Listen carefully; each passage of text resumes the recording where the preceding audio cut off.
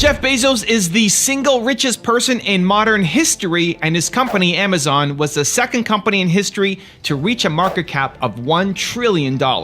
He went from being the son of a 17-year-old high school student and Cuban immigrant stepfather to now having a net worth of $143.4 billion. And today we're going to learn his best advice on how you can practice being right a lot. Rise and shine, it's Entspresso time! I wake up every morning. Espresso keep me going. I wake up every morning. Hey, it's Carmichael, and every morning I bring you a shot of Entspresso to help you believe in yourself more and start your day with confidence. So good morning, I believe in you, and let's do this. Over to you, Jeff Bezos. Amazon has 14 leadership principles, and this is the one that often catches people a little by surprise, because one of our leadership principles is that good leaders are right a lot. And it sounds kind of like, well, great, but is there some way that I can practice being right a lot? And you're not going to be right all the time, but I do think with practice, you can be right more often. And I've observed people who are right a lot, and I notice a few things about them. The first is that people who are right a lot, they listen a lot. And people who are right a lot change their mind a lot. And people who are right a lot, they seek to disconfirm their most profoundly held convictions, which is very unnatural for humans. So humans mostly, as we go about life, we're very selective in the evidence that we let seep into us. And we like to observe the evidence that confirms our pre-existing beliefs. And people who are right a lot work very hard to do that unnatural thing of trying to disconfirm their beliefs. How to manage your doubts. Don't wait until you have enough facts to be 100% sure, because by then it is almost always too late. Procrastination in the name of reducing risk actually increases risk. Colin Powell. Colin Powell had an important rule he followed to make decisions. Being a 4-star general in the United States Army, he was responsible for a lot of heavy decisions. Making the wrong call would cost people's lives. He came up with the 40-70 rule to help him make decisions. When he was under 40% sure of an outcome, it was too reckless to go for. When he was over 70% sure, his window to act had likely closed. When he was between 40 and 70% sure, that's when he had to decide, and he went with his gut. I use the 85% rule. When I'm 85% sure on something, I act like I'm 100%. I don't just act like it, I am it. I'm 100% sure in my advice. I prefer 85% because we're not in an ever-changing battlefield against ever-changing enemies like Powell was. All you have to do is have the pattern recognition to know where people are in the process. The more people you help, the faster you'll figure out the pattern. Therefore, you can afford to jump to a higher percentage than Powell could. And when you're 85% certain, you need to be 100%. Here's why. The people you're helping have doubts, just like you used to. They aren't sure there even is a solution, let alone one you can help them with. If they sense doubt in you, then they'll hold on to that doubt. Even though you will only be at the worst case 15% in doubt, that's what they'll hear because that's what they want to hear, and so they won't take action. You will never be 100% certain. The only way to know an outcome for sure is by looking backwards after you've already tried and failed or succeeded. You can't predict the outcome with 100% certainty going forward, ever. But if you're trying to help someone, you need to be certain for both of you. They're listening to you because they believe in how certain you are. Your certainty gives them hope. People often have a hard time speaking in black and white terms, but if you tone down your message, you tone down your impact.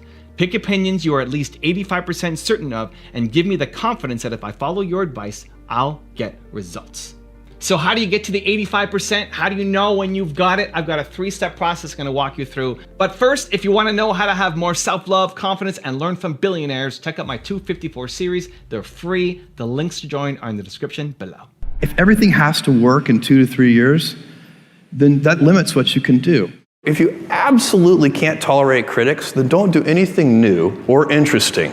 The number one thing that has made us successful by far is obsessive, compulsive focus on the customer. Okay, so how do we get to that 85% certainty? How can we be right more? 3 steps, let's go. Step number 1 is ask questions. Here's what I want to do. When I'm mentoring somebody, when I'm coaching somebody, when I'm trying to help somebody out, I'm asking questions. I already have a little bit of pattern recognition because I've seen people go through this before. Great problem solving a lot of times is just the pattern recognition to know because you've seen similar things before. And so as soon as you bring me a problem, I'm starting to put it through my pattern recognition engine. And it might be 30% sure, and then 40% sure, and then 60% sure. And I'm asking questions. I'm asking questions based off the other patterns I've seen before and my own gut, intuition, curiosity to not even be in helping mode yet, not even to be anywhere close to solution mode yet. Even when I'm 80% sure, I act like I'm 0. I act like I'm just curious, like I want to help, like I want to know. Tell me why this means so much to you. Tell me where you came from. Tell me how that started. Tell me how that happened. I'm curious. As soon as people feel like you're leading them down a direction, and as soon as people feel like you're judging them for something, they shut down, they close down. So you act like 0. You act like you're just curious and trying to find out. But then as soon as I get to 85%, a gear switches.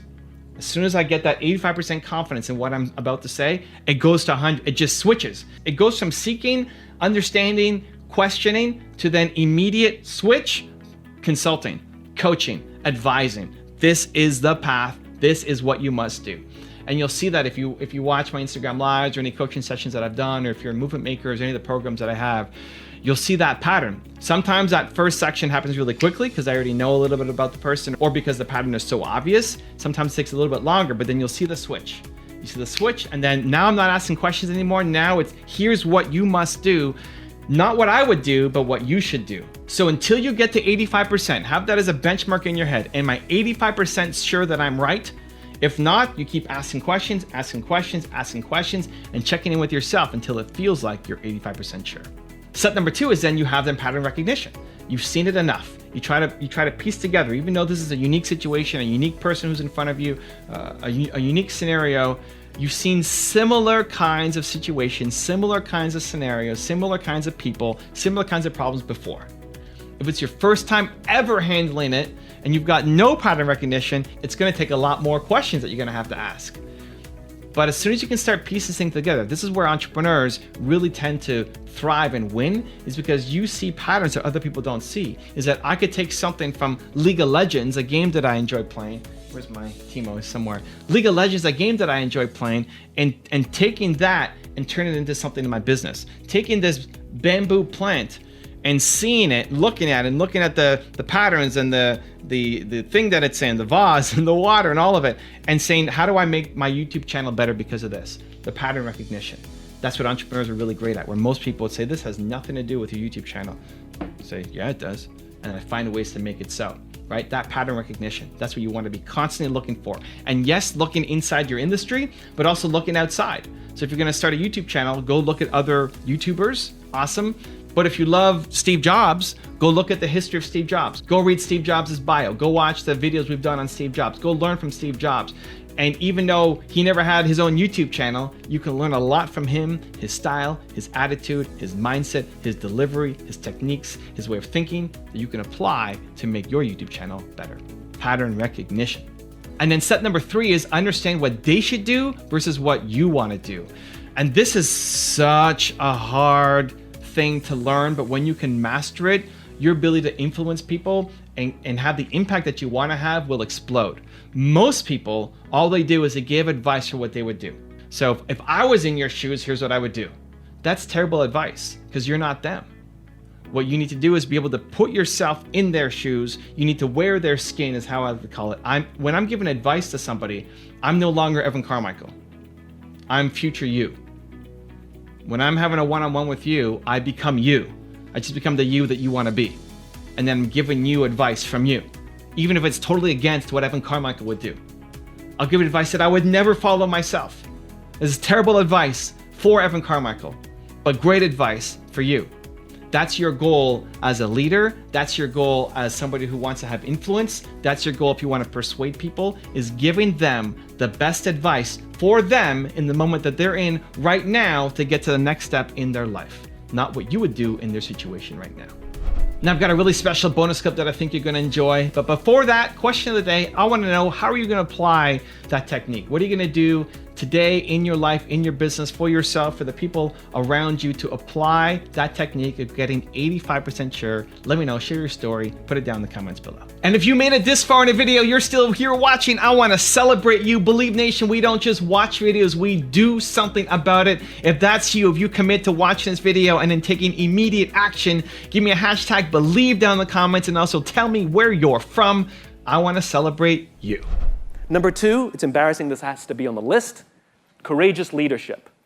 Courageous leaders are the ones who are willing to sacrifice the short term in order to advance the long term. Courageous leaders are the ones who are willing to say no to the money because it's coming from a dirty source, and rather say yes, even though they know they'll have to tighten the belt in the short term because it's the right thing to do. Having a just cause, if we don't actually follow the just cause, if we don't actually make decisions through the lens of the just cause, is just marketing. It's just marketing. I'll give you my favorite example, right? The IOC, the International Olympic Committee, they have a mission statement, what they believe is their just cause, which is to advance the world, make the world a better place through sport. But for the fact that they're all corrupt, it's a great idea. My point is you actually have to have leadership that desperately, profoundly believes in the cause and will make decisions to advance that cause. They would sooner sacrifice their own personal interests to take care of their people. They would never sacrifice their people to protect their own interests. It's called leadership. It's called leadership. We confuse rank and leadership. Rank has nothing to do with leadership. I know many people who sit at the highest levels of organizations who are not leaders.